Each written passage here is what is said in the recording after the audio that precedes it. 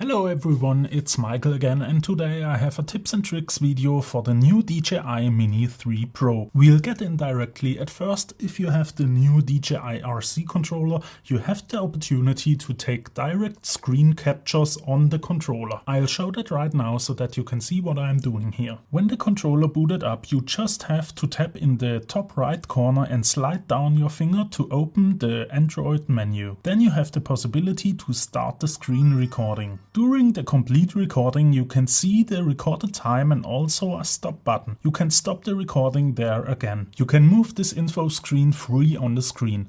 The resolution isn't that good, but it's still better than nothing. If you're working with a smartphone and a smartphone controller, your quality will be much better, but the RC controller is good and has some advantages. That's why we will just continue with the DJI RC. On your flight screen, you have 3 white dots in the top right corner. If you press them, you will get into the menu and you can make all the settings. The first tip I want to show you is the setting for the obstacle avoidance system. Just get into the settings and in the safety tab, you will find your flight assistance obstacle avoidance action. You've got 3 options: bypass, brake and off. If it's switched off, all sensors except for the down-facing ones will be turned off and no safety is active. If you choose brake, the drone will automatically stop and hover in front of an object. If you choose the bypass option, the drone will try to bypass an object, or if it's not possible, will hover. The disable sideways flight point is also activated by default. If this is activated, you will not be able to fly the drone to the left or the right side. I've seen some comments in Facebook where users asked why they can't fly their drone to the left or the right side. This is the setting for this issue. I recommend you to simply activate the brake option where the drone stands still.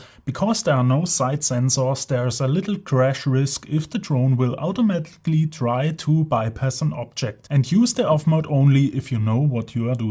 When we are at controls right now, let's get straight to the advanced gimbal settings. Just get into the settings menu and onto the control tab. There you will find the advanced gimbal settings. Here you can adjust the gimbal behavior for your 3 flight modes. You can adjust pitch speed, pitch smoothness, jaw rotation speed and jaw smoothness. With this, it's possible to tweak the gimbal a little bit and get better video results. Talking about a gimbal, I want to show you my next tip: gimbal control by touch. You have the possibility to simply control your gimbal on the touch screen. Just tap and hold on the screen and move your finger up and down to move the gimbal in the same direction.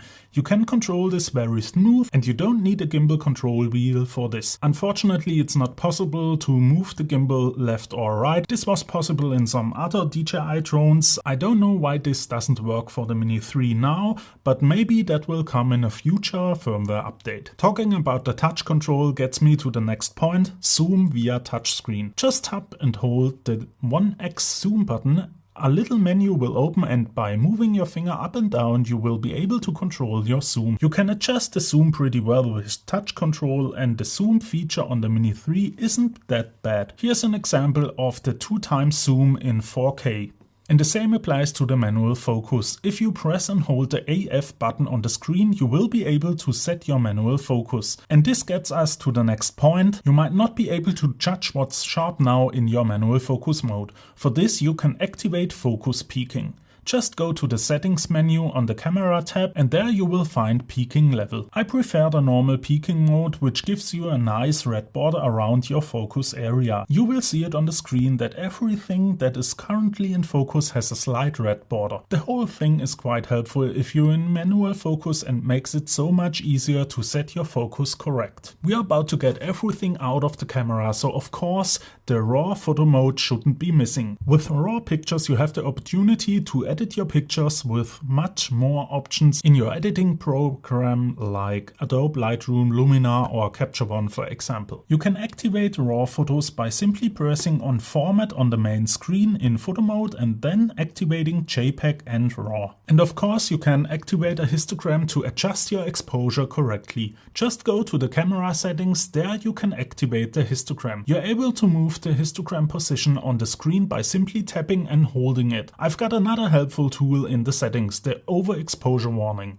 Go to the settings menu and in the camera tab you will find the overexposure warning. All too bright areas in your image will be displayed with a zebra on it. In this example you will see the skies already burning out, and after adjusting the shutter speed to bring the exposure down, your zebras will slightly disappear and you will see some details in the sky. I've also read on Facebook that people see those zebras and don't know what to do with it. This is exactly the point. For further help you can also activate Gridlines. In the settings menu in the camera tab you have two different types of gridlines which you can activate, and a third point that shows you exactly the middle of your picture. With this you have a pretty good help for your picture composition. The next tip is about the video quality. You have the possibility to activate the D-Cinelike picture profile. You will find this in the settings menu on the camera tab. If you change your color from normal to D-Cinelike, you will get a flatter 10-bit picture profile with more dynamic range. With this you've got much more possibilities when you color grade your footage. I've also noticed that the picture quality is a lot better in D-Cinelike.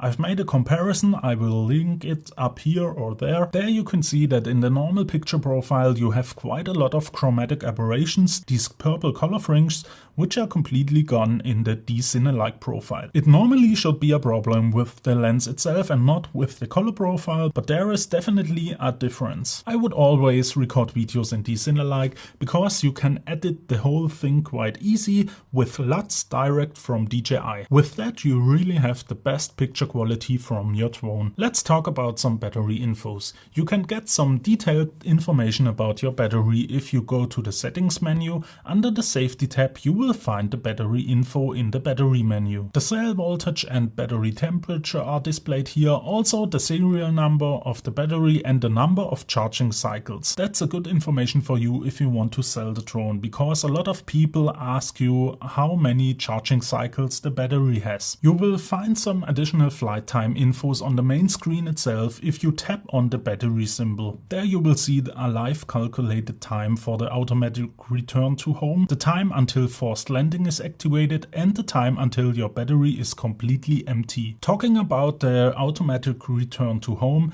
you should definitely change the return to home altitude. In settings in the safety tab you will find the auto RTH altitude. Change this value to a high point, higher than all the trees or buildings in your area, because if the drone will do the return to home, it will first climb to this high before coming back. And this will avoid crashing into a high object in your surrounding. And there is another important setting, the setting for a lost signal. Go to the settings menu. On the safety tab you will find advanced safety settings. There you will find the point signal lost. There are three options: RTH return to home, descent or hover. It's pretty important to choose this correctly, because if you start on a moving boat on a lake, you don't want your drone to return to home, because your home point will be somewhere on the lake, and by performing return to home your drone will drop into the water. Also, when you're flying from the beach out to the sea, you don't want your drone to hover if your signal gets lost somewhere out there, because then bye bye drone. If your drone crashes or is lost, you still have the option to do something. Open the map.